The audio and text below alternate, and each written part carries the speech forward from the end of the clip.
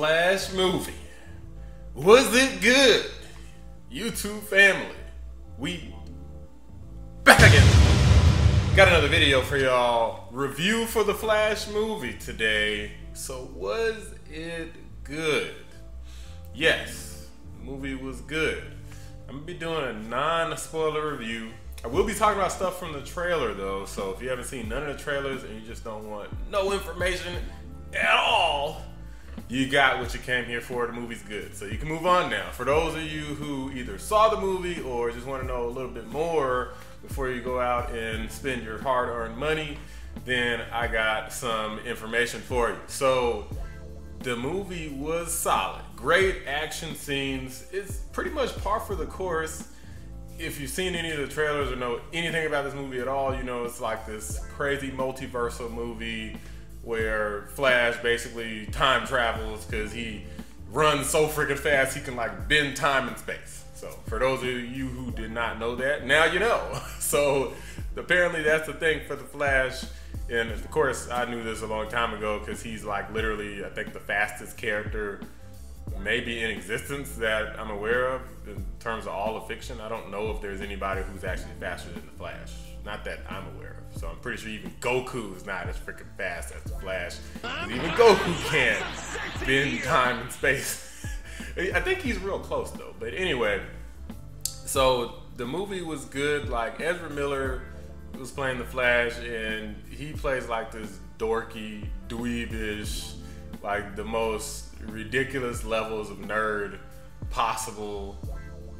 There's like a interaction with a woman here. She's kind of a baddie too. I was looking like, wait a minute, she's definitely a good looking woman. I'm like, man, you into this nerd? You know, she said like she hadn't seen him in years or something. This is kind of weird. I do feel like their chemistry on camera was cool, but it was kind of weird how, you know, she seemed like she kind of was liking him and they hadn't even talked in years, and apparently they never really had a thing for each other.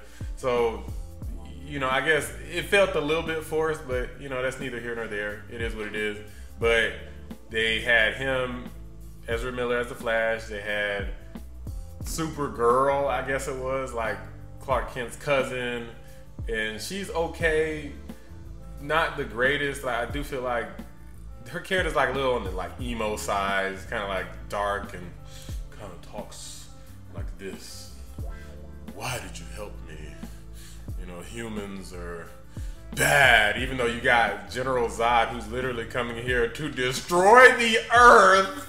She acts like humans are bad, and I'm like, okay, yeah, all right, you know, you could get off your little pedestal right now. The Kryptonians themselves, like, literally had their own planet destroyed because they couldn't figure their own issues out, and they're talking about Earth. Like, at least we still alive.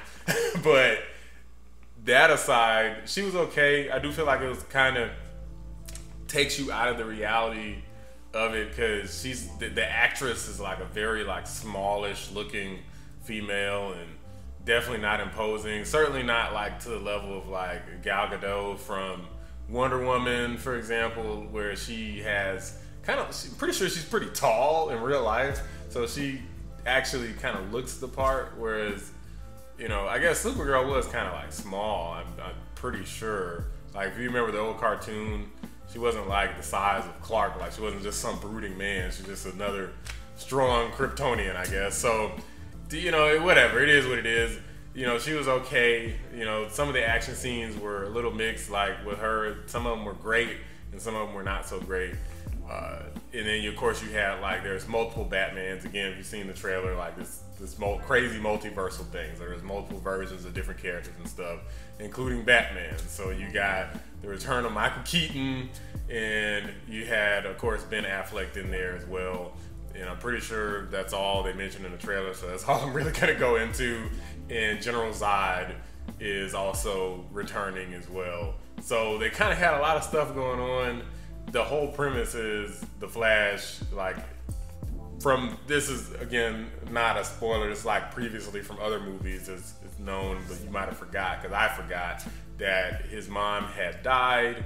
So his dad went to prison for the murder of the mom with apparently like no evidence, but they couldn't figure out anybody else, so they pinned the murder on whoever they could. You know, classic justice system. So they pinned it on the dad. You know, no reasons, no motives or anything, whatever. But they pinned it on the dad, and you know, the Flash decides he figures out he can run through time. So he finds that out, and of course he's not mature at all. So he decides, regardless of any advice he gets from anybody, that he should go ahead and run backwards through time, save his mom, and he's gonna just be happily ever after, and nothing could possibly go wrong. Of course, every possible thing imaginable goes wrong. Like, everything goes horribly wrong. So he does that. He does save his mom. So, you know, like, at least at first, like, you know, after that, I mean, does the universe collapse? Does it not? I mean, that's kind of what the whole movie's about, is, you know, you're gonna cause the collapse of destruction of everything and all the universes. It's one of those types of stories. So, is that interesting? I mean, hell yeah, to me it is. So I love stuff like that. So if you like stuff like that, you'll enjoy this movie. Ezra Miller was crazy, freaking the most dweebish guy ever, and he played the hell out of that role. And he actually played like two of himself, because he went to another universe, and it's like two of them. Again, also shown in the trailer, and he was kind of spectacular. Definitely like the best acting in the movie. And of course they had Batman in there. He was kicking ass, and there was a lot of action scenes with Batman where he was just really just ripping people apart, even though he kind of got done dirty sometimes. Like, he was kind of out of his league. Eventually you get like toward the end, and then there's like Zod's army, and like Zod's army, if y'all remember Man of Steel, they ain't no little hoes. So Batman, like he got done a little dirty toward the end of the movie, but I'm gonna leave it at that. But I definitely think it was more so a Flash. It was definitely a Flash movie. Like, Flash definitely shined. Most of the scenes were with him. They had some CGI in the movie. It was kind of weird looking, especially during the time travel part, and it seemed like it was like intentional. But I have a theory that when they first started doing it, they were gonna go for a more realistic look, and then they kind of decided, like, okay, there's so much CGI in the movie, like, we can't make all the CGI just as top-notch, extreme quality, so they just decided to go with kind of an artistic flair, or making it look kind of goofy looking. I don't know what people are going to think about that. For me, it stood out as looking kind of weird. You know, I felt like they could have did a little bit better with it. Like, you've seen the Multiverse of Madness movie with Doctor Strange. I feel like they did that a little bit better, where it was obvious that they were going for an artistic flair, whereas here it just looked kind of funny looking. Like, it looked like the real characters, including like the mom and Ezra Miller himself, and at one point there was a bunch of babies falling from the sky, and they look fake as crap.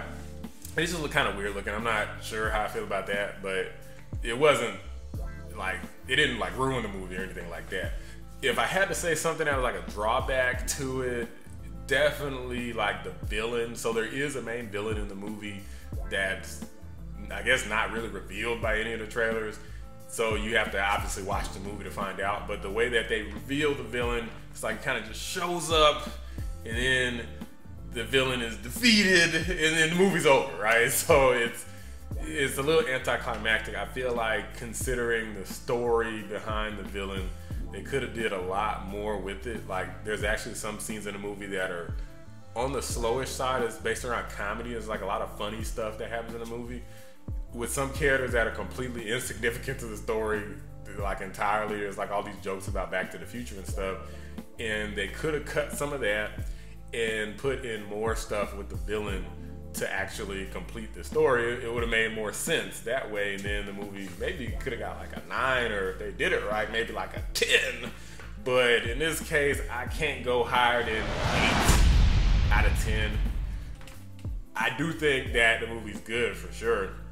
I mean, if I saw it on TV or something and I would happen to not be doing anything, I would continue watching it. You know, it's definitely good action, good story, engaging. There's some moments that kind of tug at the heart a little bit, especially with the mom, you know. So they try to get there You know, it doesn't get super intense. I wasn't like in tears or anything like that or close to that, but you know, I could see some people getting there. So it was pretty solid. I feel like they kind of hit all the notes, you know, all the good stuff that they should with the movies. The acting was pretty good, including, of course, Ezra Miller's #1.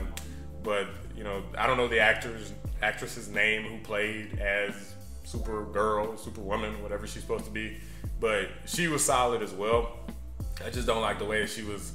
This is kind of a preference. She was kind of like emo, the humans are bad. You know, it's like, okay, all right, whatever, Mr. My family member or fellow Kryptonians coming to kill billions of Earthlings to revive Krypton. So, you know, anyway, y'all, look, those are my thoughts. Let me know what y'all think. Solid 8 for me.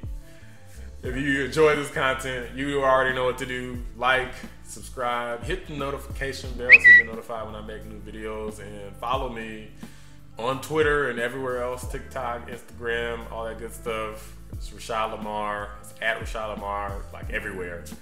Appreciate y'all watching. Catch y'all next time. Peace!